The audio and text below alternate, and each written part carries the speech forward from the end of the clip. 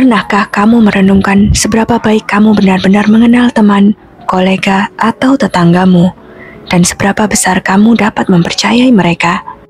Terkadang niat untuk membantu orang dekat bisa berubah menjadi sebuah tragedi yang mengerikan. Kasus yang terjadi pada tahun 2015 ini mengejutkan kota Leicester di Carolina Utara, di mana kasus ini adalah salah satu kejahatan paling brutal dalam sejarah kota itu. Bagaimana kisahnya? Sebelumnya silakan subscribe dulu channel ini serta nyalakan loncengnya untuk mengetahui kasus-kasus kriminal yang terjadi di berbagai negara. Christy Maria Cheancott lahir pada tanggal 3 September 1976 di Madrid, Spanyol, dan merupakan anak tunggal. Ayahnya adalah seorang personel Angkatan Udara Amerika, dan karena tugasnya, ia sering berpindah dari satu tempat ke tempat lain bersama istri dan putrinya. Selama beberapa tahun berikutnya, mereka tinggal di berbagai negara di Eropa sebelum kembali ke Amerika. Gaya hidup nomaden memiliki manfaat bagi Christy karena dia bisa berbicara berbagai bahasa sejak usia dini dan memiliki kesempatan untuk menjalin pertemanan di tempat-tempat baru.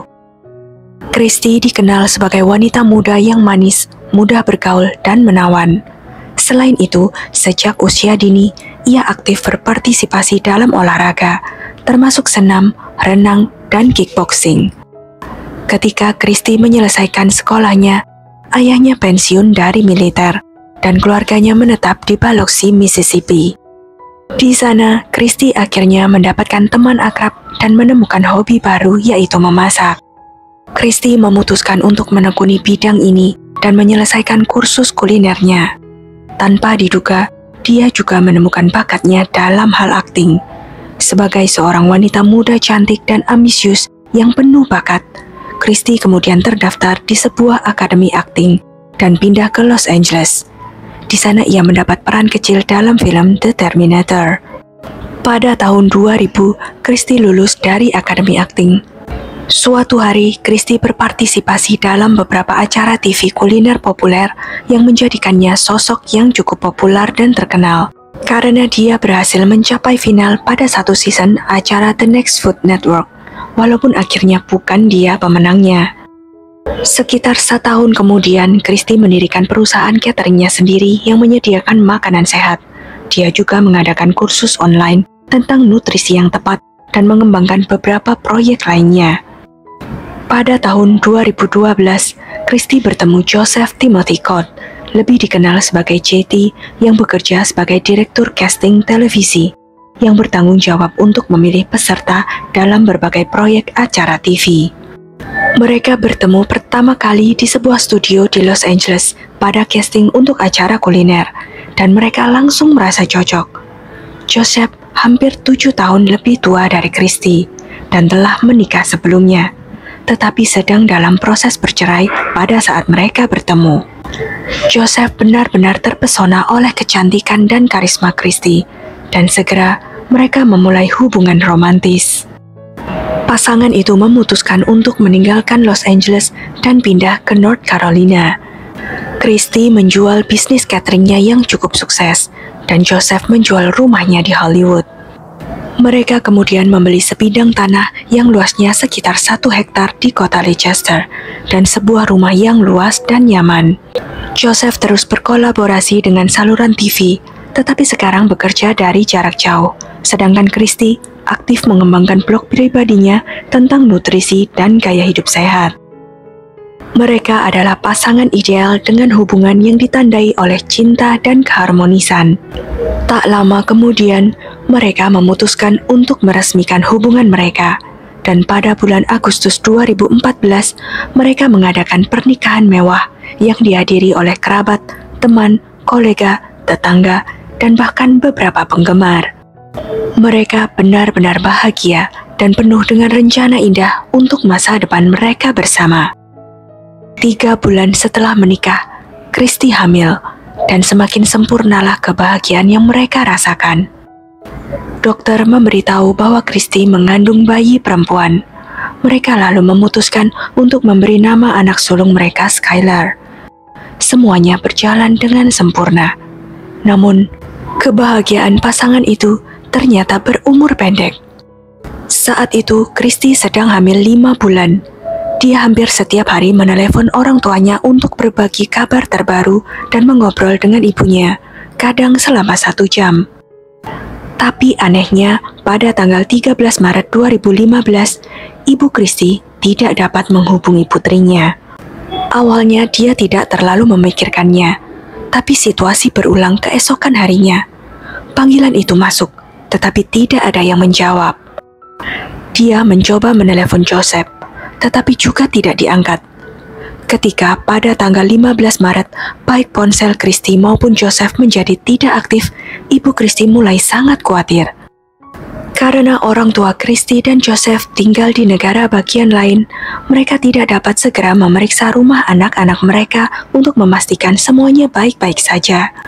Oleh karena itu, Ibu Christy menelepon teman dekat Christy yang bernama Cecily dan tinggal di dekatnya. Ibu Christy meminta tolong untuk memeriksa rumah mereka. Ketika Cecily tiba di rumah Joseph, dia melihat mobil pribadi keduanya diparkir di depan rumah. Namun pintu depan terkunci dan tidak ada yang menjawab ketukan dan teriakannya. Saat itu, ponsel pasangan itu sudah tidak aktif selama 3 hari. Melalui jendela, Cecily melihat anjing kesayangan pasangan itu terkunci di dalam salah satu ruangan. Cecily memutuskan untuk berjalan mengelilingi rumah itu dan memperhatikan bahwa kunci pintu belakang telah dirusak secara paksa. Dia segera memberitahu Ibu Christy melalui telepon dan kemudian segera menelepon polisi.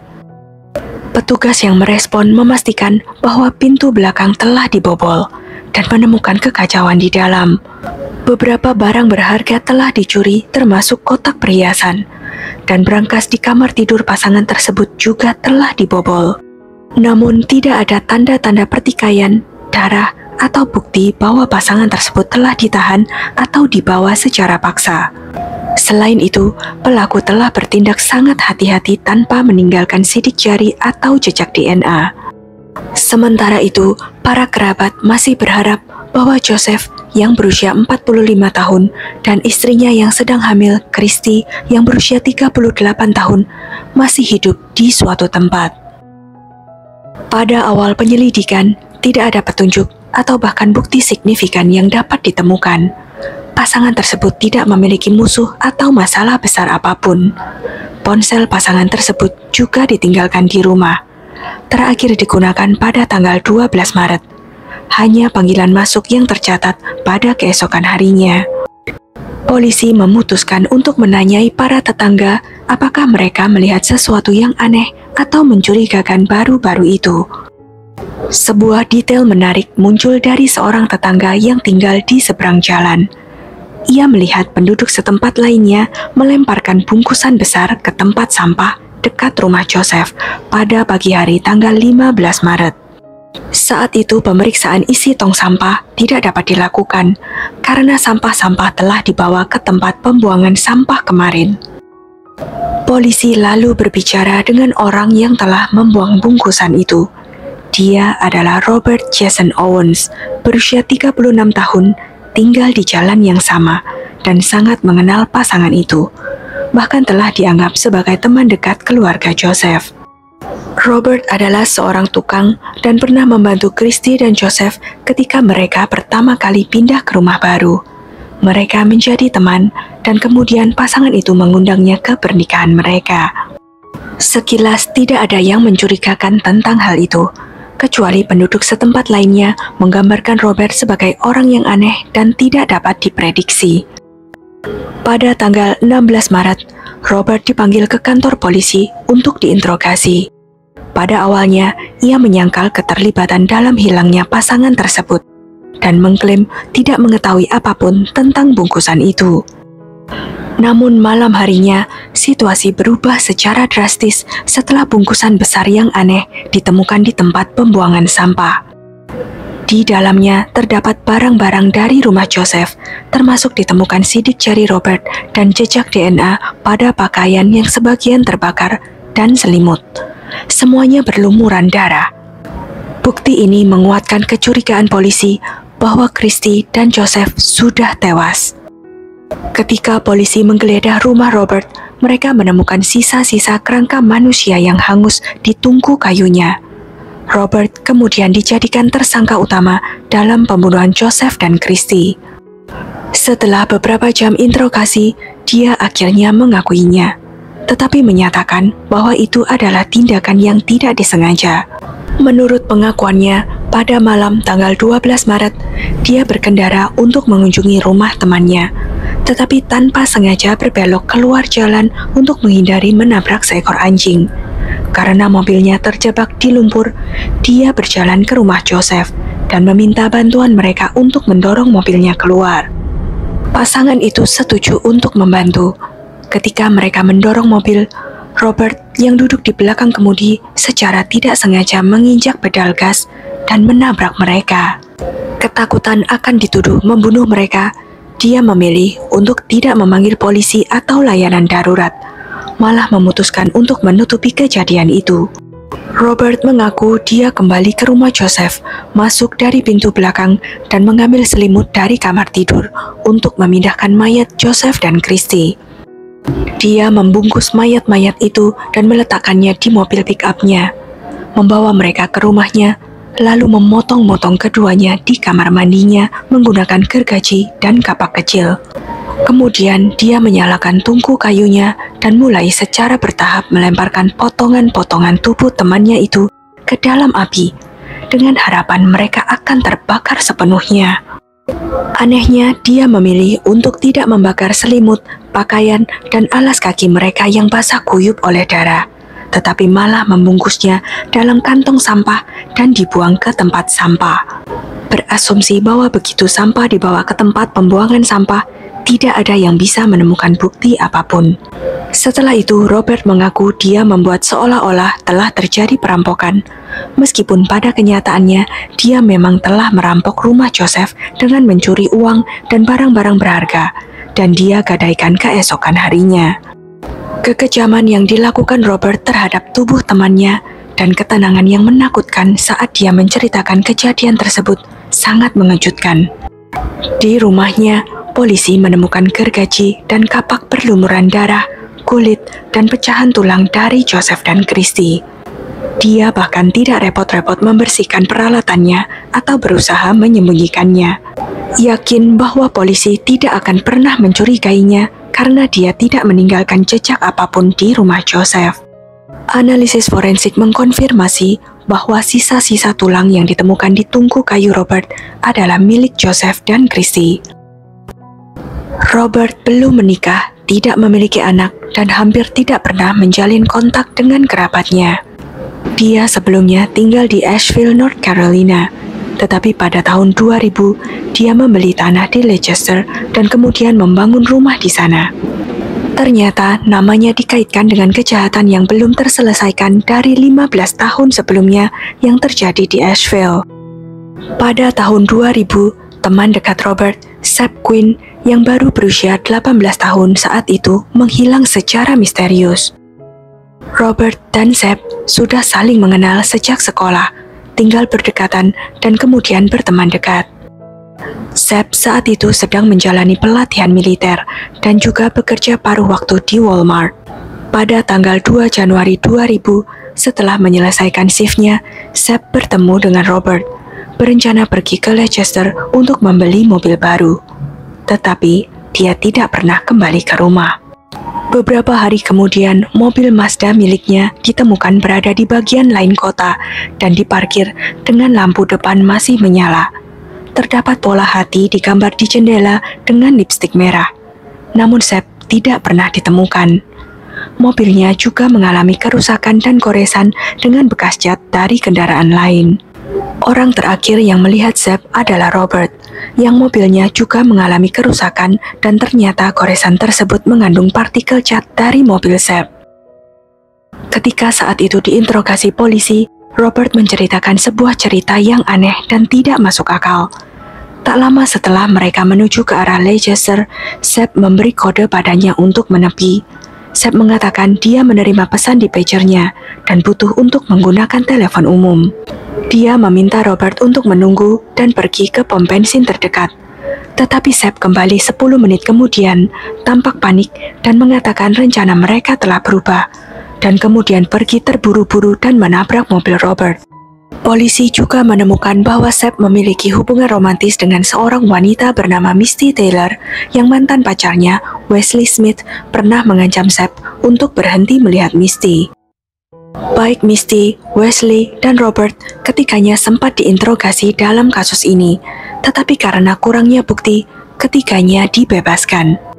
Sejumlah besar uang yang dibawa Sep bersamanya untuk membeli mobil dan pagernya hilang dari mobilnya dan tidak pernah ditemukan.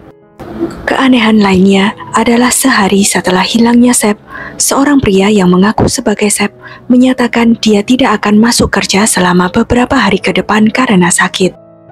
Namun rekannya yang menjawab panggilan tersebut menyadari suaranya terdengar aneh dan asing, tidak seperti suara Sep. Panggilan telepon itu terlacak dilakukan di pabrik Volvo tempat Robert bekerja. Robert menyatakan bahwa dia memang melakukan panggilan tersebut atas permintaan Sep pada malam sebelum Sep melaju pergi. Tidak ada bukti atau saksi baru ditemukan, dan kasusnya tetap belum terselesaikan dengan Sep Quinn terdaftar sebagai orang hilang. Namun 15 tahun kemudian, Robert diinterogasi lagi karena dicurigai terlibat langsung dalam hilangnya Sep, teman lamanya itu. Pada bulan Juni 2015, kasus Sep Quinn dibuka kembali dan penyelidikan dilanjutkan. Robert menceritakan kisah yang sama yang dia ceritakan pada tahun 2000. Namun polisi memutuskan untuk melakukan penggeledahan menyeluruh atas propertinya, di mana mereka menemukan sesuatu yang sangat aneh. Di lempengan beton yang terlepas di rumah Robert, ditemukan sebuah rongga aneh di dinding. Di dalamnya terdapat pecahan kecil tulang manusia yang hangus. Sayangnya, sisa-sisanya terlalu rusak untuk menjalani analisis DNA, sehingga tidak mungkin untuk menentukan secara pasti apakah itu milik Sep. Seorang lelaki tua yang tinggal di dekat rumah Robert teringat sesuatu dari bulan Januari 2000, ketika Robert baru saja membeli tanah dan mulai membangun rumahnya. Pada suatu malam, dia menyalakan api yang mengeluarkan bau yang membuat mual. Tetangganya itu bahkan mengkonfrontasinya karena angin meniup bau busuk itu ke arah rumahnya, hampir membuatnya muntah-muntah. Setelah itu, lubang cerobong rumah Robert ditutup dengan beton. Robert mengaku padanya bahwa dia berencana membangun air mancur kecil di sana yang tidak pernah dia lakukan.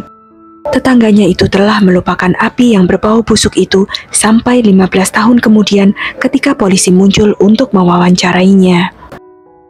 Pada akhirnya, Robert mengaku kepada polisi bahwa dia terlibat dalam kematian Sep. Menurut pengakuannya, Sep dibunuh oleh pamannya, Walter Owens, yang disewa oleh Wesley Smith untuk melenyapkan pacar baru Misty Taylor yang masih dia cintai. Pamannya meminta dia untuk mengarahkan Sep ke tempat terpencil. Kemudian pamannya menyuruh mereka menghentikan mobil, dan begitu Sep melangkah keluar dari mobilnya, Walter, pamannya, menembak Sep, lalu menyuruh Robert untuk membantunya memotong-motong dan membakar mayat Sep di rumah Robert. Polisi tidak mungkin lagi dapat menginterogasi Walter Owens karena dia telah meninggal beberapa tahun sebelumnya. Tidak ada bukti yang ditemukan di TKP, dan cerita itu terdengar sangat tidak meyakinkan. Pada awalnya, Robert menghadapi dakwaan pembunuhan ganda tingkat pertama, pembunuhan terhadap anak yang baru lahir, mutilasi, dan penyembunyian barang bukti, masuk secara paksa, dan perampokan. Semua dakwaan ini bisa saja berujung pada hukuman mati. Namun terungkap bahwa Robert telah lama menderita depresi dan gangguan mental serta mengkonsumsi obat-obatan dosis tinggi. Hal ini digunakan oleh pengacaranya sebagai alasan pembelaan.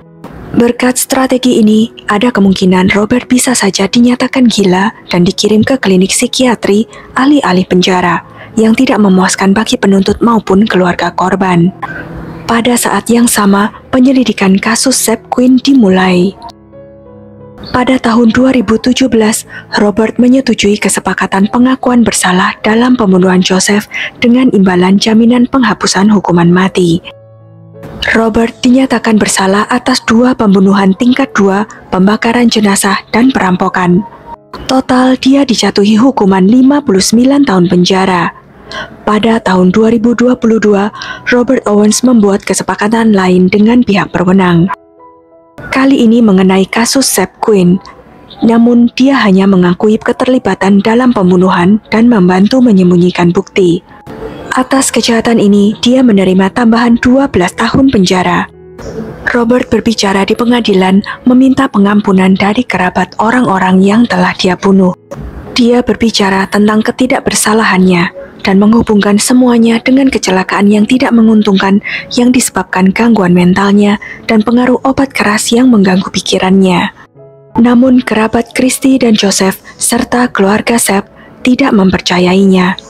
Mereka tidak pernah berdamai dengan alasan pembunuhan yang tidak disengaja dan percaya bahwa dalam kedua kasus tersebut, Robert telah bertindak dengan sengaja dan untuk motif yang egois.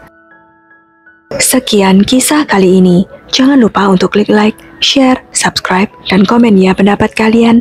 Sampai jumpa lagi di video-video selanjutnya.